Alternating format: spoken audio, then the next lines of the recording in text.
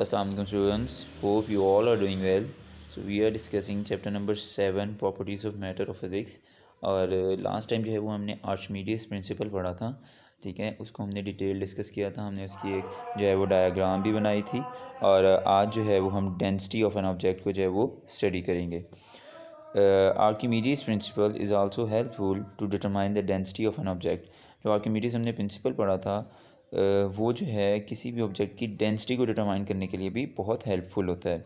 The ratio in the weights of a body with an equal volume of liquid is the same as in their densities. यानी जो ratio होती है किसी भी body के weights के अंदर, यानी इक्वल वॉल्यूम हो उसके लिक्विड में, is the same as their densities. अगर हम जो है वो वेट्स की रेशो फाइंड आउट करें जिनके दोनों के वॉल्यूम्स इक्वल हों लिक्विड्स के, तो उनके वेट्स की रेशो फाइंड आउट करें तो हमें जो है वो डेंसिटी जो है वो फाइंड आउट कर सकते हैं। यहाँ पर हमारे पास एक डायग्राम है, ठीक है। एक एक्सपेरिमेंट जो है वो किया गया है। यहाँ पर जो है ये हमारे पास एक बैलेंस है, स्प्रिंग बैलेंस बोलते हैं इसको। इसके नीचे एक ऑब्जेक्ट जो है वो टाइटली बाउंड किया गया है इसके साथ। अब हम पहले तो वे करेंगे इसको सॉलिड ऑब्जेक्ट को एयर के अंदर, ठीक है।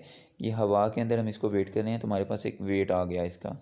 जैसे ही हम इसको फिर लिक्विड के अंदर वेट करते हैं, यानी डिप करते हैं लिक्विड के अंदर, तो weighing solid in water and measuring water displaced by the solid. अब आप देखेंगे कि इसके साइड के ऊपर एक होल बनाया गया है इस बीकर के, जब हम सॉलिड इसके अंदर जो है वो इंसर्ट करेंगे, डिप करेंगे, तो ऑब्वियसली सॉलिड का अपना भी एक वॉल्यूम है, अपना एक मास है।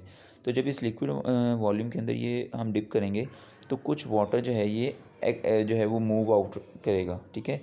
अब ये जो पानी बाहर को मूव हुआ, इस वाटर की कंसनट्रेशन, इस वाटर का वॉल्यूम, और जो हमारे पास इनिशियल स्टेज पे वाटर था इसकी कंसनट्रेशन, इन दोनों की कंसनट्रेशन को जब हम माइनस करेंगे तो हमारे पास इस ऑब्जेक्ट की डेंसिटी आ जाएगी कि इस ऑब्जेक्ट का असल में ये डेंसर कितना का है। यानी ये ऑब्जेक्ट डिप हुआ तो कितना वॉल्यूम हमारा वाटर का इनिशियल स्टेज से कम हुआ, ठीक हो गया। हम फर्दर डेरिवेशन से इसको जो है वो एक्सप्लेन करते हैं। Density of the object capital D, किसी भी ऑब्जेक्ट की डेंसिटी है जो हमारे पास वो कैपिटल डी होगी। डेंसिटी ऑफ द लिक्विड रो, ठीक है, जो लिक्विड की डेंसिटी है वो रो होगी। Weight of the object W1, जो हमारे पास ऑब्जेक्ट का वेट है वो W1 है। And weight of equal volume of liquid W is equal to W1 minus W2। अब W1 से W2 हम माइनस करेंगे, W1 से W2 हम माइनस करेंगे तो हमारे पास weight of equal volume of liquid आ जाएगा। Here is the W2 is the weight of solid in liquid. ये जो सॉलिड का लिक्विड के अंदर वेट है इसको हम W2 बोलेंगे। Is less than its actual weight W1 by an amount. ये हमेशा ये वाला वेट W1 से कम होगा, बिकॉज़ यहाँ पर एयर है।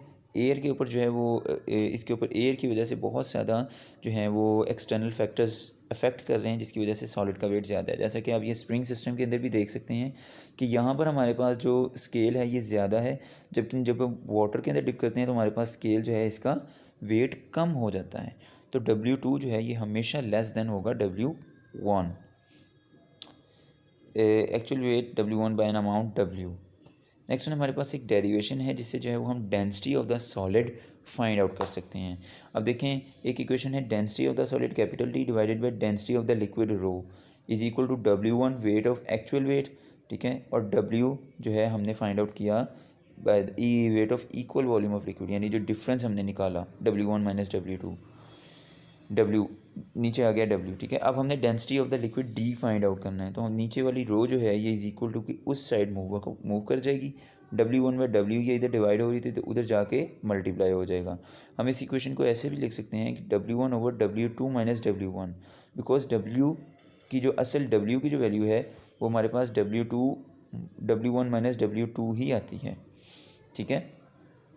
चूँकि W2 हमेशा जो है वो ज़्यादा होती है, W2 जो है हमेशा लेस होती है W1 से, ठीक हो गया। तो हमारे पास ये एक इक्वेशन आ जाएगी जिसके थ्रू जो है वो हम अपने किसी भी सॉलिड ऑब्जेक्ट का जो है वो डेंसिटी फाइंड आउट कर सकते हैं।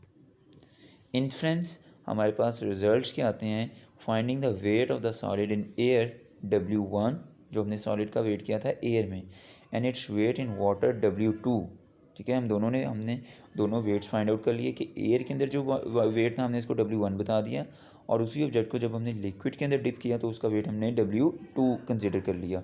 We can calculate the density of the solid by using this equation. हम इन दोनों वेट्स को मेजर करके अपने सॉलिड की डेंसिटी फाइंड आउट कर सकते हैं इस फार्मूला की मदद से, which is D density of the solid हमें फाइंड आउट करनी है, W1 actual weight of the solid, W2 minus W1 जो हमने एक्चुअल वेट से जो है वो माइनस किया, रेशो हमने डिवीजन हमने सब्ट्रैक्शन हमने की, W2 minus W1 into rho that is the density of the liquid. तो इस तरह जो है वो हम किसी भी सॉलिड ऑब्जेक्ट का जो है वो डेंसिटी फाइंड आउट कर सकते हैं। तो आज का मेरा लेक्चर यहीं तक का था। इंशाल्लाह यहीं से जो है वो नेक्स्ट लेक्चर में स्टार्ट करेंगे। Thank you so much.